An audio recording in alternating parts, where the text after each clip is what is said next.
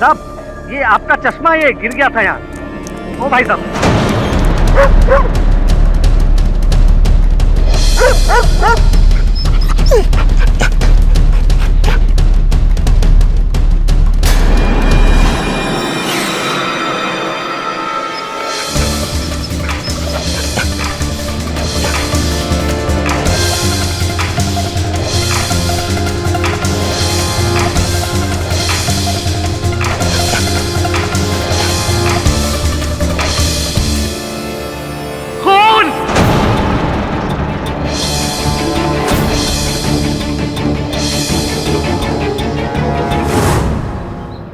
आसपास देखो, कोई सबूत छूटना नहीं चाहिए।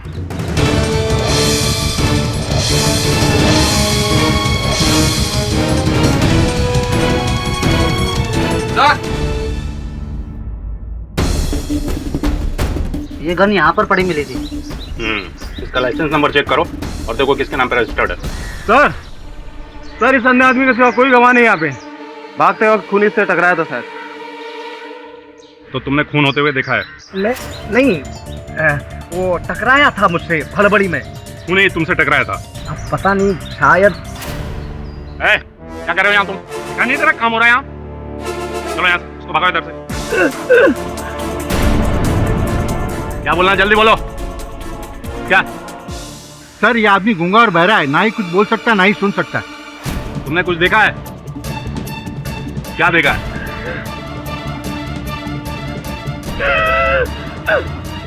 खूनी को देखा है?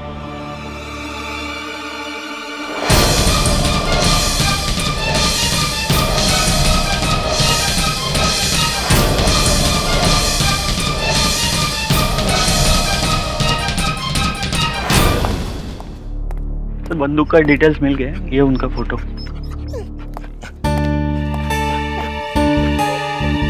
तुम इससे देखोगे तो पहचान जाओगे?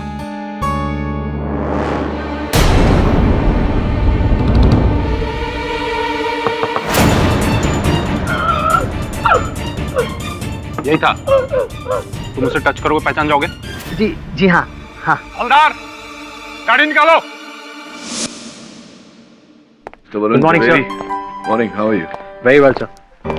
सर मिस्टर रुपेश बजाज का फोन आया था, बहुत परेशान लग रहे थे। हाँ, क्यों? सर कह रहे थे कि अगर आपने उनकी मदद नहीं की तो उनको 50 करोड़ का नुकसान हो जाएगा। हद करता है रुपेश भी। कितनी बार उसे समझाया कि मैं क्रिमिनल लॉयर हूँ, डिवोर्स लॉयर नहीं। तलाक का केस नहीं लड़ सकता, समझता ही नहीं। पुराना दोस्त है मेरा, लेकिन इसमें मैं कैसे सहायता कर सकता उसकी? रुपेश, तेरी ही बात हो रही थी यार। तू समझता क्यों नहीं कि मैं क्रिमिनल लॉयर हूँ, डिवोर्स केसेस। केडी, अब ये डिवोर्स केस नहीं रह गया है, क्रिमिनल केस हो गया है। मेरी पत्नी का खून हो गया है और इन लोगों ने मुझे अरेस्ट कर लिया। प्लीज मेरी मदद करो। फोन ले लो इसका। चलो। रुपेश, क्या हुआ सर? केडी, मैं सच कह रहा हूं यार, मैंने ये खून नहीं किया है। मैंने रेणुका को नहीं मारा है। तू कैसी बातें कर रहा है रुपेश? तुझे बरसों से जानता हूं मैं जानता हूं तू हत्या नहीं कर सकता। तुम बैठ।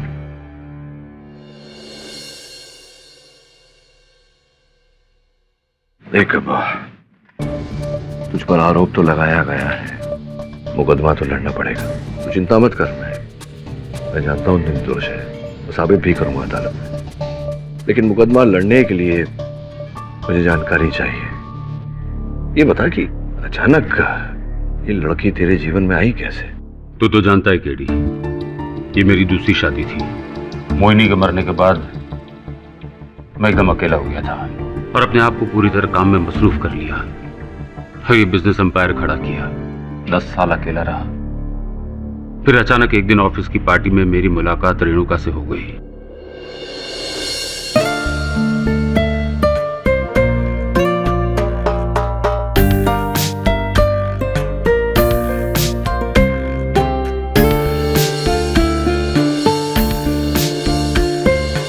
हम जल्दी एक दूसरे के काफी करीब आ गए।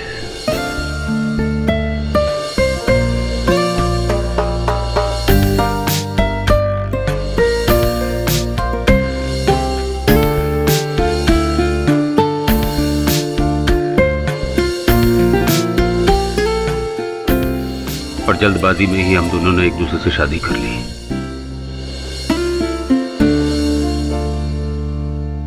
पर शादी के कुछ दिनों बाद मुझे पता चला कि उसने मेरे प्यार के लिए नहीं, मेरी दौलत के लिए मुझसे शादी की थी। आखिर तुम्हें इतने पैसे चाहिए क्यों? बताओ मुझे। देखो रुपेश, मुझे तुम्हारे साथ कोई बहस नहीं करनी। चेक निकालो और साइन करो। नहीं, तुम्हें बताना होगा कि तुम्हें इतने पैसे क्यों चाहिए। देखो, या तो तुम पैसे दे दो या फिर क्या? अलग हो जाते हैं। Divorce Rupesh, let's get separated. उसकी तरफ से प्यार तो शायद शुरू से ही नहीं था और हमारे झगड़े दिन ब दिन बढ़ते गए। बेमतलब की लड़ाइयां हर रोज, हर वक्त। फिर एक दिन उसने मुझसे तलाक मांगा और साथ ही साथ मेरी आधी जायदाद। आधी जायदाद किस बिना पर मांग रही थी वो? तलाक तो उसने मांगा था। शादी से पहले एक दिन बातों ही बातों में मैंने उससे वादा कर दिया था कि मैं उसे आधी जायदाद की मालकिन बना दूंगा। बस तब से अब तक वकीलों के चक्कर काटता फिर रहा हूं। ये बता कि उस दिन हत्या के दिन क्या क्या हुआ था? रेनू कहा तेरे बंगले पे कैसे, तू कहाँ था, ये सब बता। उसने मुझे बुलाया था। उसने मुझे फोन पर कहा कि कुछ जरूरी बातें करनी है। फोन पर बताने को तैयार ही नहीं थी, तो मैंने उसे वहां आ जाने के लिए कहा। तूने बुलाया था उसे बंगले पे? हाँ, पर मैं वहां गया ही नहीं था। ये खून मैंने नहीं किया है केडी। ये लोग मुझ पर झूठा इल्जाम लगा रहे हैं। केस तो तेरा पेचीदा है रुपेश, पर तू चिंता मत कर। मैं जानता हूं कि तू निर्दोष है और तेरे दोस्त केडी पाठक के होते हुए किसी निर्दोष को सजा नहीं हो सकती। योर लॉर्डशिप, ये पैसा बहुत गंदी चीज है और जिस आदमी को इसकी लालच हो जाए, ओहो हो, उसके सामने तो रिश्ते की भी कोई अहमियत नहीं है। पैसा एक आम आदमी के लिए जरूरत है तो रईस के लिए शौक होता है। हमारे आज के इस केस में इस बात पर खास ध्यान दिया गया, नजर डाली गई कि पैसे के लिए आदमी किसी भी हद तक जा सकता है और मिस्टर रुपेश बजाज ने पैसे के लिए अपनी पत्नी का खून कर दिया। Your lordship. Objection your honour. ये मुकदमा अभी प्रारंभ भी नहीं हुआ और अभियोग पक्ष महोदय मेरे मुवक्किल पर दोषी होने का आरोप लगा रहे हैं। रुपेश जी और रेणुका जी का विवाह विच्छेद होने वाला, किंतु ये ऐसा कानूनी रीत से करना चाहते थे, हत्या करके नहीं। ये एक अच्छा वकील नियुक्त करना चाहते थे, इसी कारण से ये मेरे पास भी आए।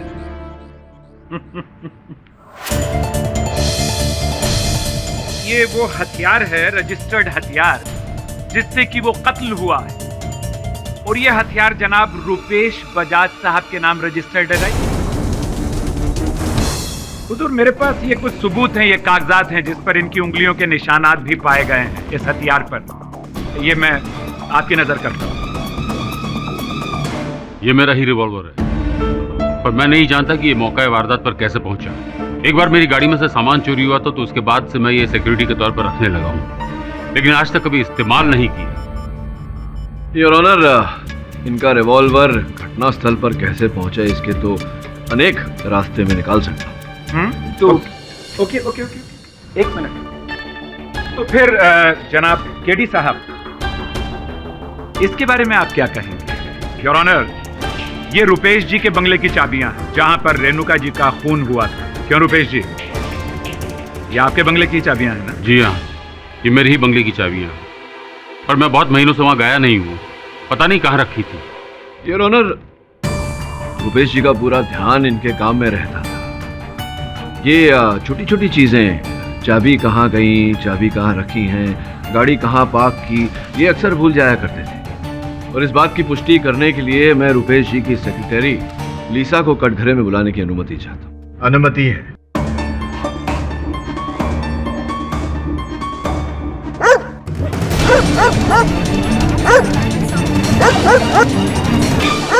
ये कुत्ता अदालत में क्या कर रहा है? हवलदार, इसे बाहर निकाल दीजिए।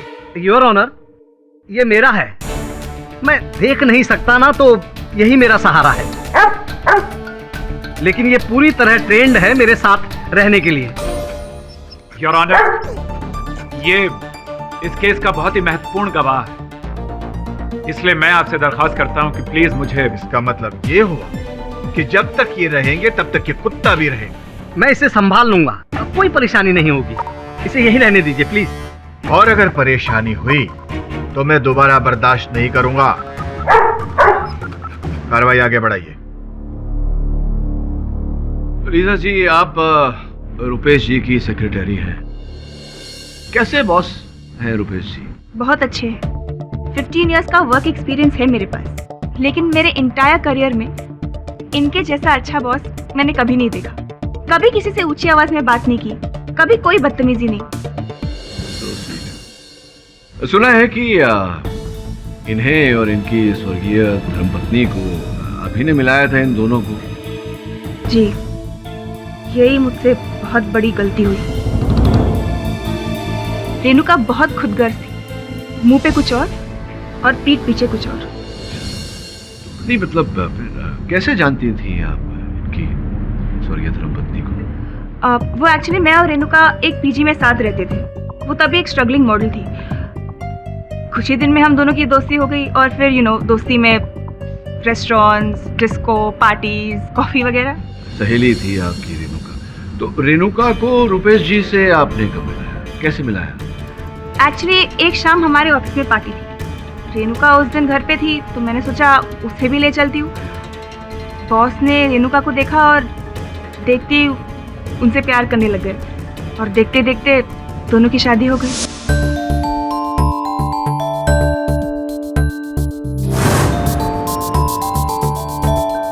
सच बोलो तो उस वक्त मैं बहुत खुश थी।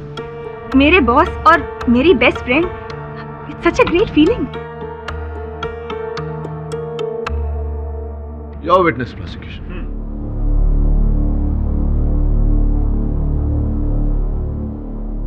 पर धीरे धीरे मिस्टर रुपेश बजाज बदलने लगे। रुपेश जी बात बात पर गुस्सा होने लगे और एक पॉइंट पर आकर इतना गुस्सा हुए कि इन्होंने अपनी ही गन से अपनी बीवी रेणुका का कत्ल कर दिया। नहीं नहीं सर, रुपेश सर ऐसा कुछ नहीं कर सकते। हाँ, माना कि शादी के कुछ ही दिनों में दोनों में दरारें पैदा हुई और लोगों ने भी ये जान लिया था, लेकिन रुपेश सर इन्होंने जो कुछ भी किया वो उनकी गलती नहीं थी। रुपेश सर बहुत अपसेट थे। इतने पैसे किस लिए चाहिए? डिवोर्स? अब डिवोर्स की बात कहां से आ जाती है? जो करना है करो।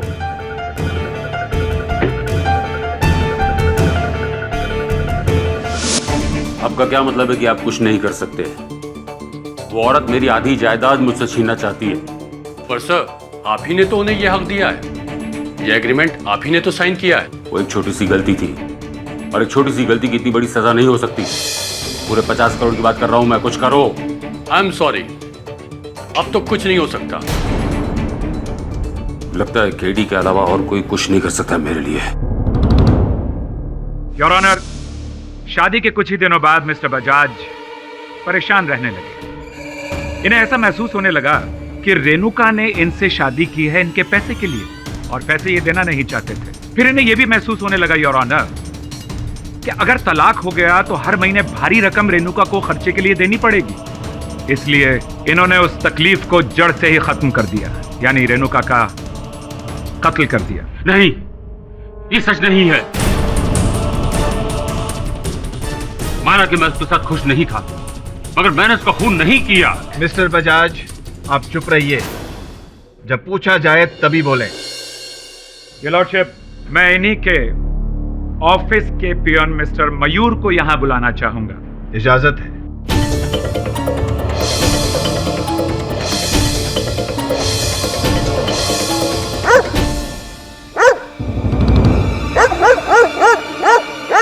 मैं ऐसे सुनवाई नहीं कर सकता। इस कुत्ते को बाहर ले जाइए। क्षमा कीजिएगा, ये कभी ऐसा नहीं करता है। पता नहीं आज इसे क्या हो गया है। जो भी हुआ है बाहर जाकर देखिए। जी, मैं लेकर जाता हूं इसे बाहर।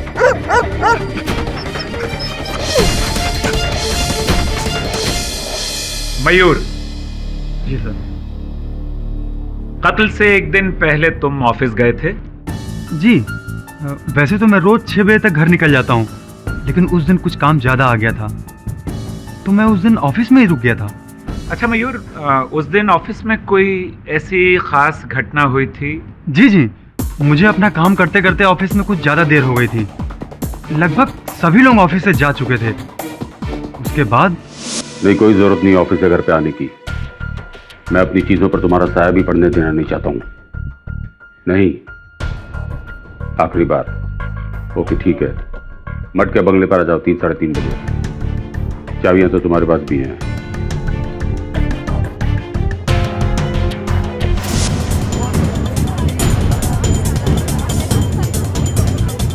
रुपेश ने बहुत कोशिश की कि मामला कोर्ट के बाहर म्यूचुअली सेटल हो जाए, लेकिन ऐसा नहीं हुआ। इनकी पत्नी रेणुका मानने के लिए तैयार ही नहीं। मामले को हाथ से निकलता देख रुपेश जी ने हमेशा के लिए रेणुका जी की जबान खामोश कर दी। मैंने मिलने के लिए नहीं बुलाया था उसे, उसने मुझे बुलाया था और मैंने ये खून नहीं किया। देखिए बजाज साहब, आपको 12 ताकीद की जा चुकी है, इल्तिजा की जा चुकी है कि आप तभी जवाब दें जब आपसे पूछा जाए। मैं बोलूं अगर आपको आपत्ति ना हो। जी प्लीज प्लीज। योर ऑनर, अभियोग पक्ष महोदय, ये जो 2 और 2 को जोड़कर 5 बना रहे हैं, इसका कोई अर्थ नहीं है। रुपेश जी के विवाह विच्छेद का केस अदालत में चल रहा था, कुछ ही दिनों में परिणाम आने वाला था। इस मोड़ तक पहुंचकर वो अपनी पत्नी की हत्या क्यों करेंगे? अगर अपनी पत्नी की हत्या करनी होती तो पहले ही कर देते। जनाब केडी साहब, इसका भी जवाब है मेरे पास।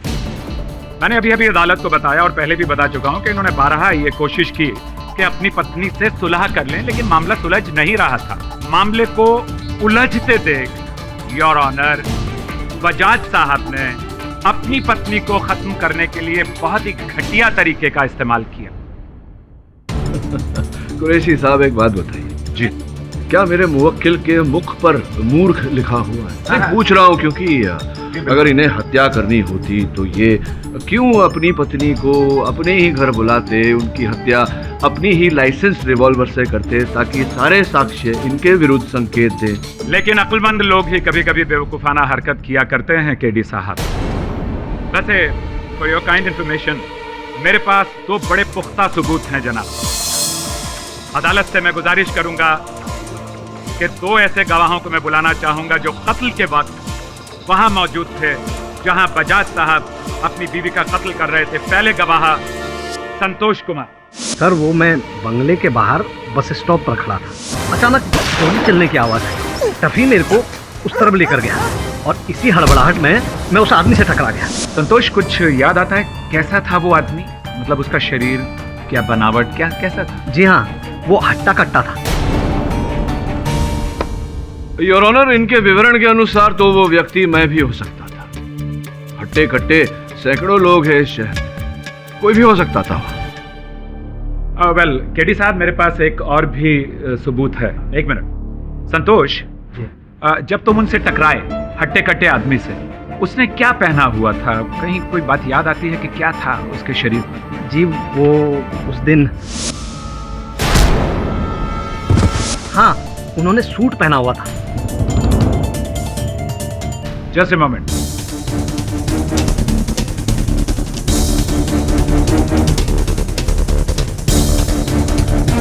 ये देखो, इसे छूकर बताओ, क्या ये वही कपड़ा है जो उस दिन उस आदमी ने पहना हुआ था?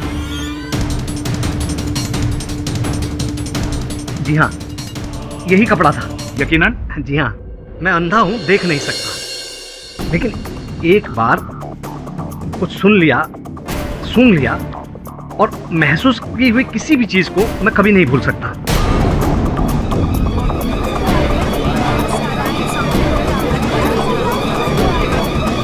Order order, silence in the court please. Rupesh ji, आप ही का सूट है ना? जी पर उस दिन भी आपने यही सूट पहना हुआ था जिस दिन आपने अपनी पत्नी का कत्ल किया था? यस योर ऑनर, फिर से बहुत ही कमजोर दलील।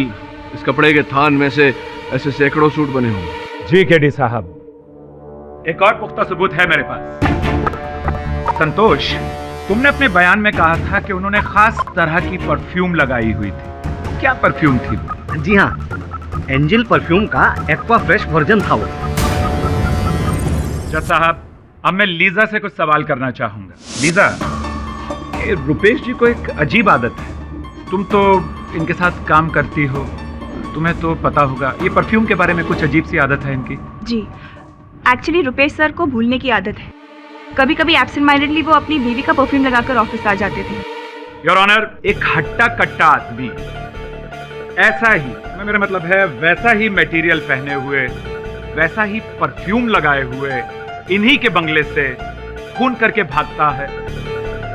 ये कोइंसिडेंस की कुछ ज्यादती नहीं हो गई?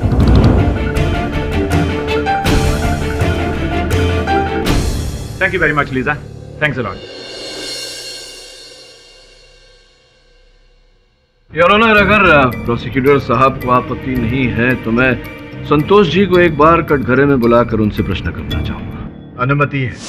तो संतोष जी बताइए कि ये जो सुगंध को पहचानने का हुनर है, ये कैसे प्राप्त किया? वकील साहब एक बात बोलूं? बताइए ना। मेरे घर वाले कहते हैं कि मेरी सूंघने की शक्ति बहुत अच्छी है। मेरी बेटी तो एक कॉस्मेटिक की दुकान में काम करती है, इसलिए मुझे परफ्यूम की अच्छी समझ है। अच्छा, राइट राइट राइट, रुकिए जरा, मैं आता हूं।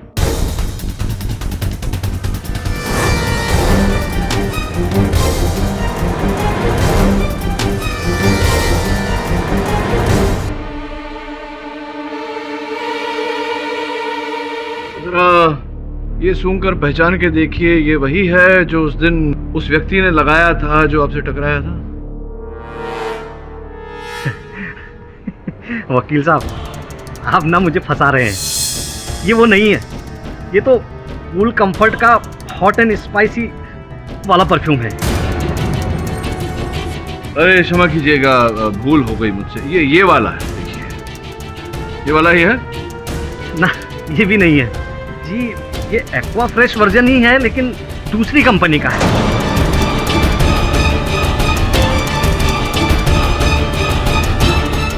योर ऑनर, मैं मानता हूं कि संतोष जी सुगंध भली भांति पहचान सकते हैं, किंतु इससे यह प्रमाणित नहीं होता कि मेरे मुवक्किल हत्या के दिन घटनास्थल पर थे। मैं नहीं था योर ऑनर, मैं वहां नहीं था। जब ये हादसा हुआ तब मैं होटल सी व्यू में था। होटल सी व्यू? कोई सबूत है आपके पास? हाँ है। उस वक्त मैं अपने भतीजे अभय के साथ वहां पर था, आप उससे पूछ सकते हैं। बल्कि जब पुलिस ने मुझे अरेस्ट किया था तब मैं वहीं था। ये सच कह रहे हैं, ये उस दिन मेरे साथ होटल में ही थे।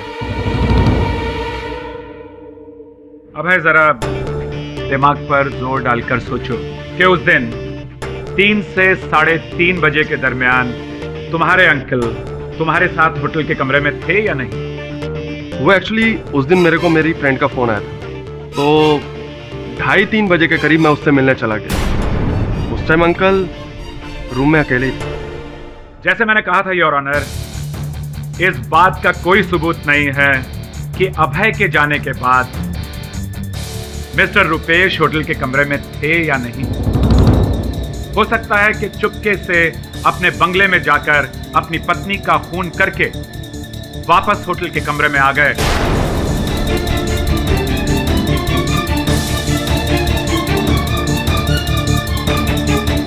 और सबसे बड़ी दिलचस्प बात तो यह है योर ऑनर कि इनका बंगला होटल सी व्यू से सिर्फ 5 मिनट की दूरी पर है। योर ऑनर, अगर मेरे पास रुपेश जी के उस होटल के कमरे में होने का कोई सबूत नहीं, तो अभियोग पक्ष के पास भी इनके घटनास्थल पर होने का कोई सबूत नहीं। सबूत है केडी साहब मेरे पास। योर ऑनर, मैं अपने अगले चश्मदीद गवाह कमलेश प्रधान, जो गूंगे और बहरे हैं, उन्हें कटघरे में बुलाने की इजाजत चाहूंगा। इजाजत है? योर ऑनर, ये मिस प्रतीक्षा है, इंटरप्रेटर। कमलेश की साइन लैंग्वेज अदालत को समझाएंगी। प्रतीक्षा जी, पूछिए जरा, उस दिन इन्होंने क्या देखा?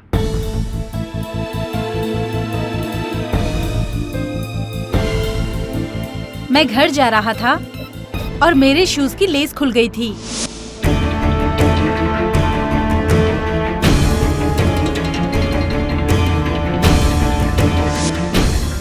योर ऑनर, मैं इनसे पूछना चाहता हूं कि अगर इन्होंने हत्यारे को देखते ही पहचान लिया तो फिर उसे पकड़ा क्यों नहीं?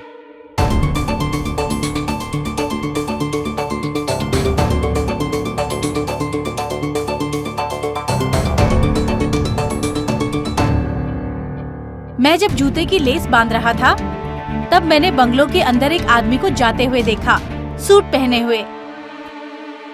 फिर मैंने अपने जूते की लेस बांधी और वहाँ से चला गया।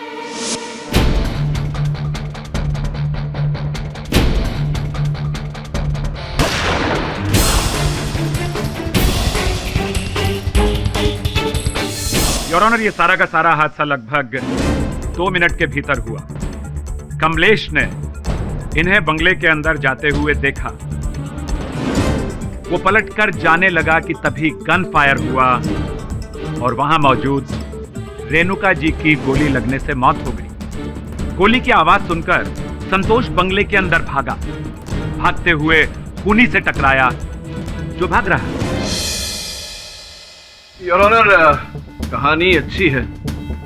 कहानी की पुष्टि करने के लिए मैं इंस्पेक्टर यादव को कटघरे में बुलाने की अनुमति चाहता हूं। इंस्पेक्टर यादव, क्या रुपेश जी का चित्र दिखाते ही कमलेश जी ने पहचान लिया था उन्हें? हाँ जी, हाँ बिल्कुल।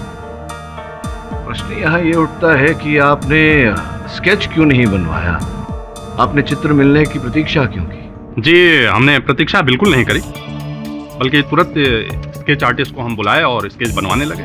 तो कभी नाक लंबी हो जाती थी, कभी बाल छोटे हो जाते थे, तो स्केच बन नहीं पाया। स्केच बन नहीं पाया या कमलेश जी स्केच बना नहीं पाए? दरअसल वो विवरण सही से नहीं दे पा रहे थे, इस वजह से वो स्केच।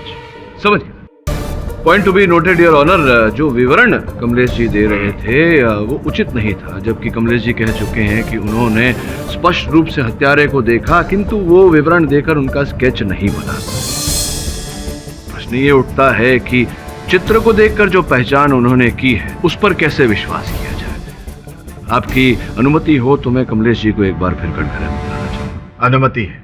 प्रतीक्षा जी, इनसे पूछिए कि चित्र देखकर जो इन्होंने हत्यारे की पहचान की थी उस पर हम विश्वास क्यों करें?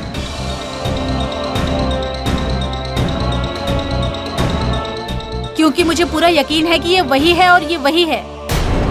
अच्छा,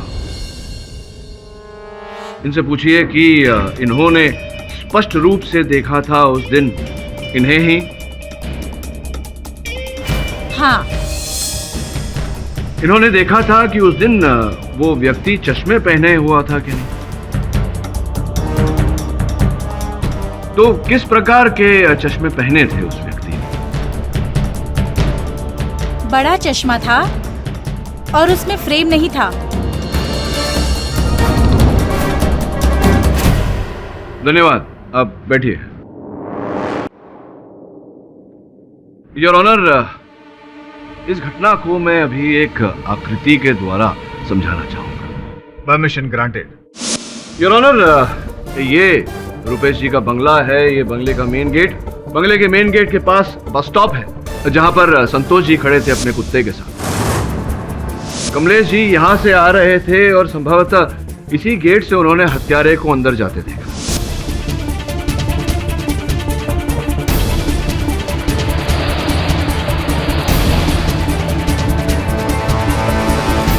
कमलेश जी ने यहां अपने जूते के फीते बांधे।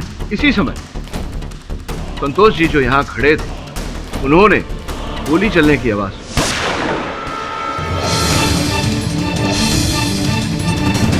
मुख्य द्वार से उन्होंने प्रवेश किया और यहां पर कहीं वो हत्यारे से टकराए। अंदर जाते ही उन्हें लाश प्राप्त हुई और उन्होंने शोर मचाकर बाकी लोगों को बुलाया। कमलेश जी भी पीछे पीछे बंगले के अंदर आ गए। योर ऑनर, मिस्टर पाठक, ये सब हम सुन चुके हैं। इसे दोहराकर आप क्या बताना चाहते हैं? प्रश्न पूछना चाहता हूं कि ये पूरी घटना 2 मिनट के अंदर घटी। हत्यारा अंदर गया, रेणुका जी की हत्या की, वहां से भागते हुए संतोष से टकराया और फिर वहां से भाग गया। इस समय में चश्मे कब बदले हत्यारे ने? चश्मा? ये चश्मा कहां से आ गया? यही प्रश्न तो मैं संतोष जी से करना चाहता हूँ। आपकी अनुमति हो तो उन्हें कटघरे में बुलाऊं। अनुमति है। संतोश जी, अपने कथन में आपने कहा था कि जैसे ही आपने बंगले के मुख्य द्वार से प्रवेश किया आपसे हत्यारा टकराया, जिसके कारण आप नीचे गिर गए। कुछ समय तक हत्यारे का चश्मा आपके हाथ में आया था।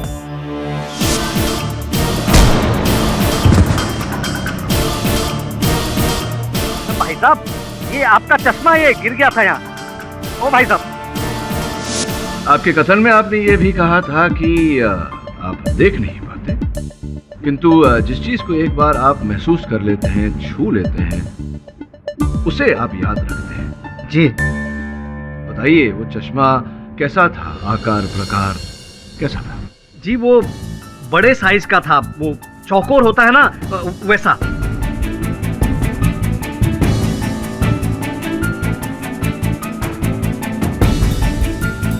बड़े साइज का चौकोर चश्मा। जी धन्यवाद, बैठिए। योर ऑनर, दोनों गवाहों के कथन के बाद ऐसा लग रहा है कि या तो कमलेश जी ने किसी और ही व्यक्ति का वर्णन दिया है, उन्होंने ठीक से हत्यारे को देखा नहीं, या दोनों अलग अलग व्यक्तियों का वर्णन दे रहे हैं। आपका इशारा किसकी तरफ है? इनके जैसा सूट, इनके जैसा लेडीज परफ्यूम कोई और पहन कर आया था? ये तो मैं नहीं जानता योर ऑनर, किंतु इतना जानता हूं कि हत्यारा जो भी है बड़ा शातिर है। एक ही बार में उसने रेणुका जी और रुपेश जी दोनों से अपनी दुश्मनी निकाल ली। रेणुका जी की हत्या कर दी और उस आरोप रुपेश जी को फंसा दिया। मुझे संदेह है यार कि ये रुपेश जी के निकट का ही कोई व्यक्ति है, ना इनके बंदूक तक कैसे पहुंचता।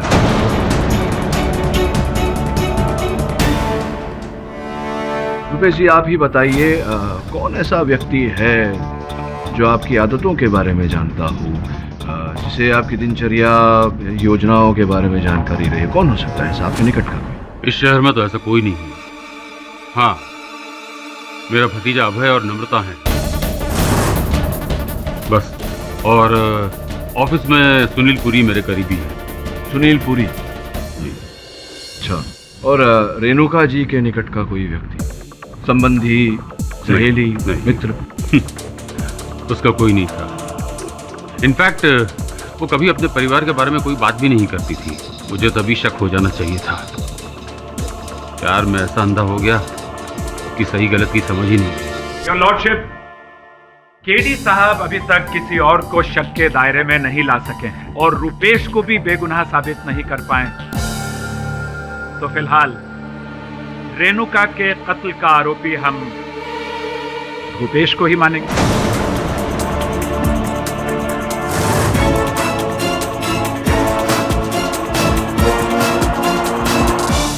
केडी साहब अभी तक किसी और को शक के दायरे में नहीं ला सके हैं और रुपेश को भी बेगुनाह साबित नहीं कर पाए। तो फिलहाल रेणुका के कत्ल का आरोपी हम रुपेश को ही मानेंगे।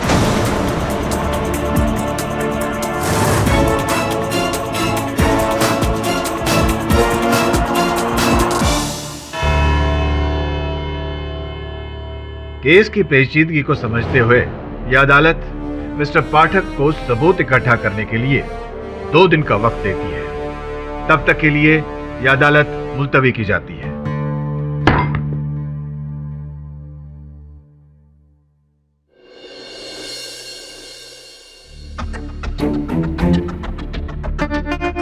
इस केस की कोई खोई हुई कड़ी है जो हमें दिखाई नहीं दे रही, मिल नहीं रही। सोचने वाली बात यह है कि ऐसा व्यक्ति कौन हो सकता है जिसने रुपेश की तरह कपड़े पहने, या तो उसका कोट या वैसे ही कपड़े से बना कोट, लेडीज परफ्यूम भी लगाया। इतनी डिटेलिंग कौन कर सकता है? तो एक काम कर, रुपेश के जीवन के हर पहलू के बारे में पता लगा, उसके जीवन का ब्यौरा निकाल। करना पड़ेगा कि रेणुका जी की मृत्यु से ऐसा कौन व्यक्ति था जिसको लाभ होता।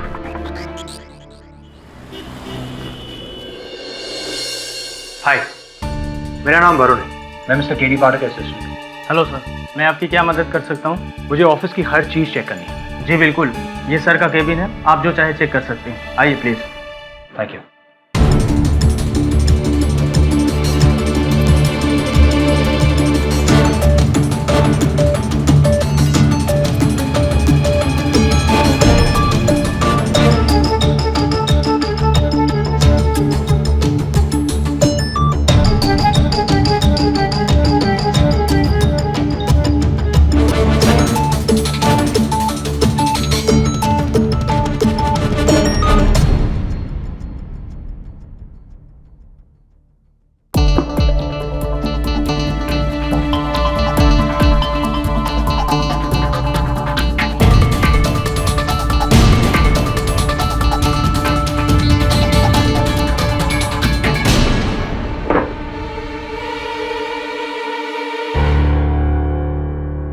तो उनकी बंदूक यहाँ रहती थी?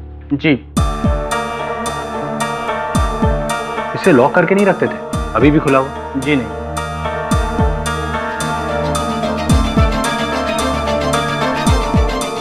ओह, सर का पेन।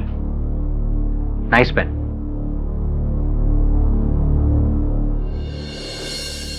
सर ये लीजिए।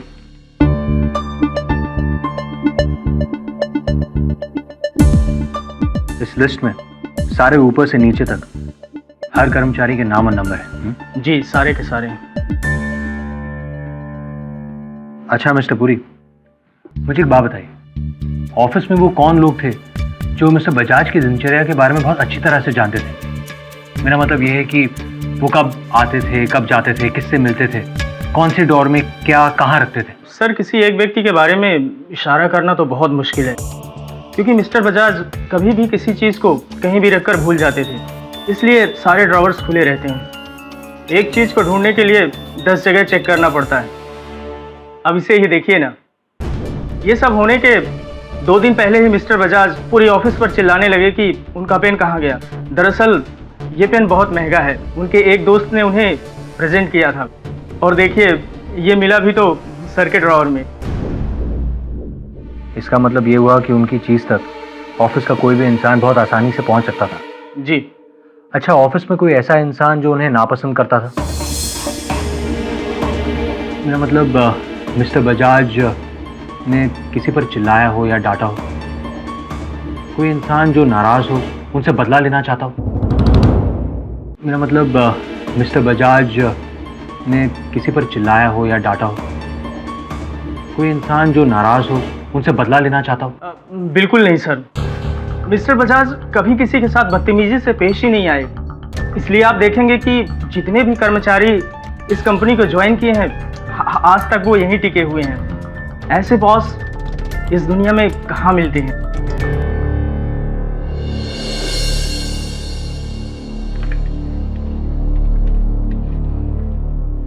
आइए आइए संतोष जी, आइए बैठिए। जी बिठाओ। जी धन्यवाद। देखिए ना, आज कितना शांत है ये। उस दिन अदालत में पता नहीं इसे क्या हो गया था। अदालत में इतने सारे लोगों को एक साथ देखकर चौंक गया होगा। जी शायद। हाँ संतोष जी, यहाँ आने का आभार मानता हूँ मैं आपका। बताइए, आप तो उस दिन घटनास्थल पर थे, बाकी बातें तो आप अदालत में बता ही चुके हैं। कोई ऐसी बात जो आपको याद ना रही हो, स्मरण ना रहा हो, सोच के बताइए। जी तभी भागा, और मैं भी उसके साथ साथ बंगले की तरफ भागा। तभी एक आदमी मुझसे टकराया और उसका चश्मा मेरे हाथ में आया।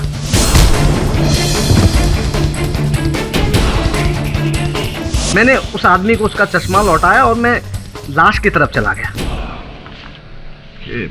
ये सारी बातें तो आप अदालत में कह चुके हैं। मैं पूछ रहा था कि इनके अतिरिक्त अगर बात कोई घटना घटी हो, कोई वाहन गया हो। जी हाँ, मैंने एक आवाज सुनी थी। कहाँ? बंगले के अंदर से? जी हाँ, मैं जिस वक्त बस स्टॉप पर खड़ा था ना, उसी वक्त वो आवाज बंगले के अंदर से आई थी, और वो किसी औरत की आवाज थी। महिला की आवाज? क्या कह रही थी वो? वो कह रही थी कि नहीं तुम ऐसा नहीं कर सकती, नहीं तुम ऐसा नहीं कर सकती, ऐसा कुछ बोल रही थी। तुम ऐसा नहीं कर सकती? जी। या सकता? जी नहीं, आई एम श्योर, मैंने सुना था अपने कानों से। वो कह रही थी कि नहीं तुम ऐसा नहीं कर सकती। संभवतः ये आवाज रेणुका जी की रही होगी। सब ठीक हो गया, अब रुपेश को कोई भी नहीं बचा सकता। वो टॉप का वकील केडी पाठक भी नहीं।